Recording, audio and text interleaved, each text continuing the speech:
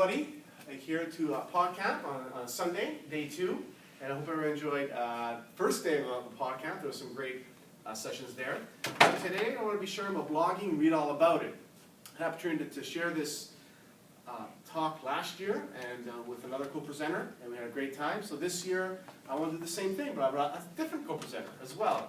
We're going to have him speak on his success with blogging in a short bit.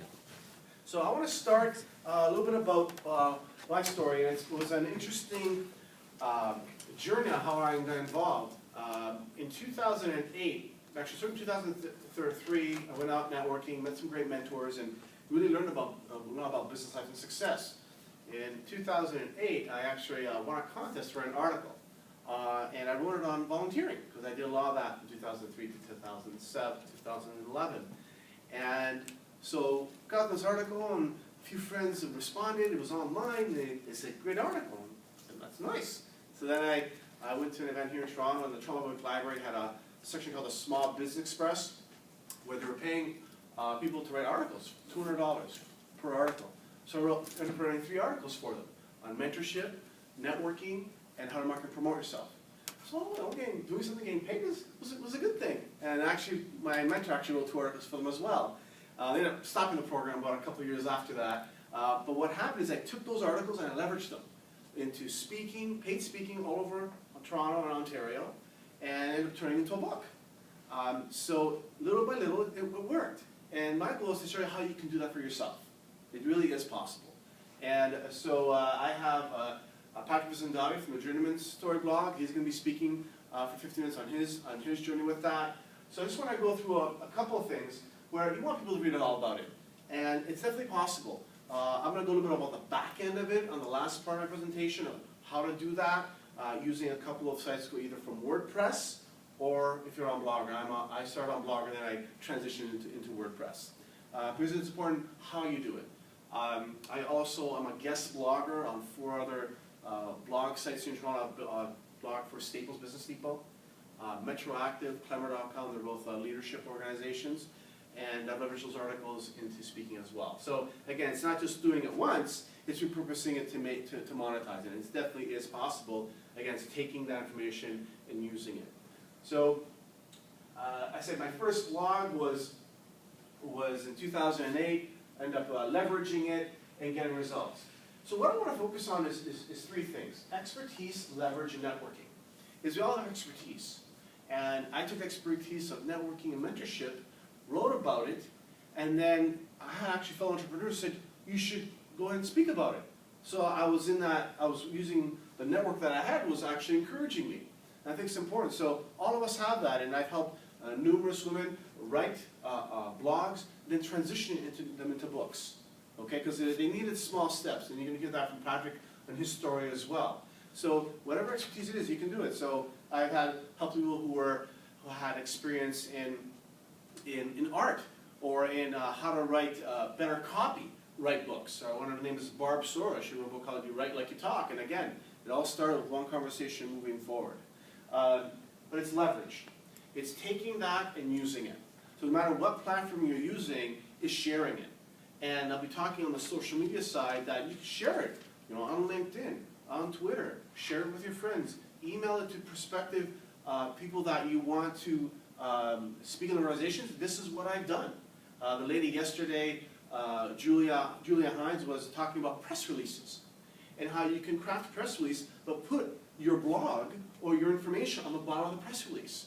So they have to see, you can anchor it to see what you're doing. I'm familiar with that, where you can anchor, put a word, and it serves as an anchor, so they click on it, and they can go right to your blog. And I'll show you an example in the second part. So there's little things. You don't have to be very tech savvy. That's all I want to say. You don't have to be very tech savvy to do this. WordPress and Blogger make it very straightforward to put meta tags in. Anybody know what meta tags are? It's very straightforward. You can put about 15 to 20. I learned as I went. I didn't use pictures a lot in my blog. Well, I started using pictures. You can go to Flickr. Anybody know Flickr?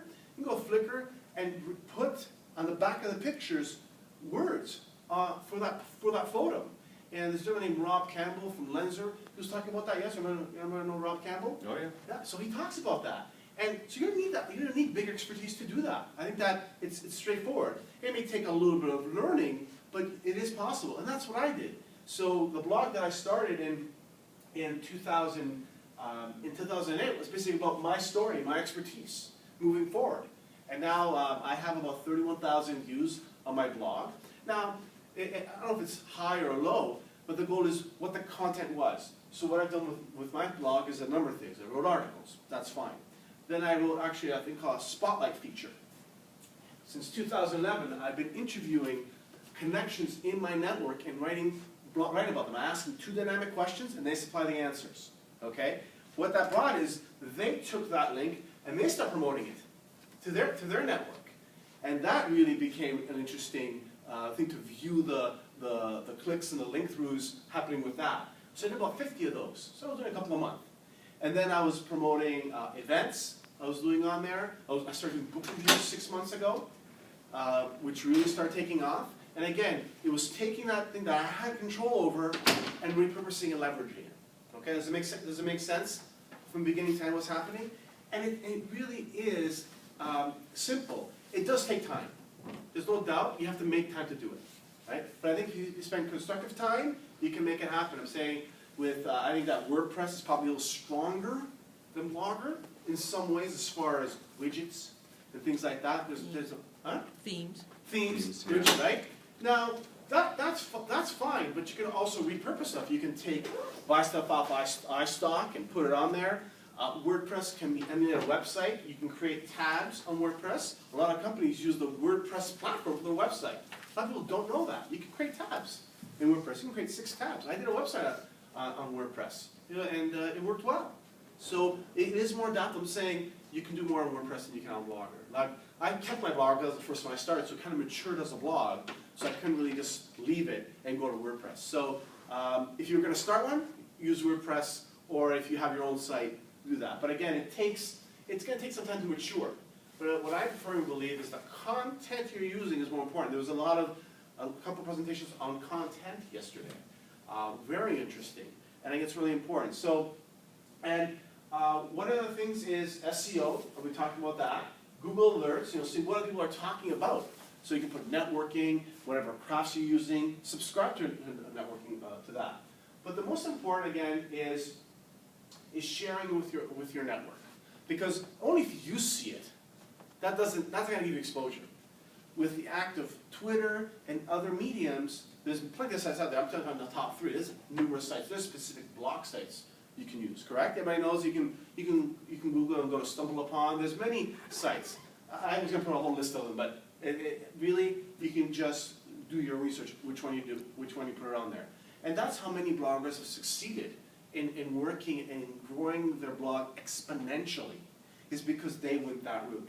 And I could easily did win that route, but really, it was all about timing. So that's what I'm saying. It's 30,000 a little or a lot.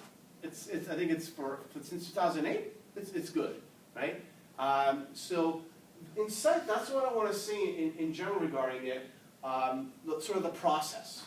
So the goal is to write the blog, find the right content that you want. Put the meta tags in there, and then start sharing it. And this is where the power begins. And you're going to see with my co-presenter, he's done that very well as well. What else I wanted to add? There's a lot of resources out there. There's a lot of places where you can how to write a blog. There's a number of books out there that you can pick up to tell you how to start. Like there's Blogging for Dummies. So there's a lot of resources that you can read. Download it on your iPad and just give it a read. And it'll give you ideas of what to do. Because a lot of people don't write blogs for one reason. They don't know what to write about. That's the only thing. I sit with my clients for like half an hour. I brainstorm with them. What can you write about? And we come up with 15 things. And Patrick's been with me a few times when we've done them. So it's not as hard as it looks. But the one thing is it will take your time for sure. So I'm gonna end this, and I want to flip over to Patrick and let him share his story.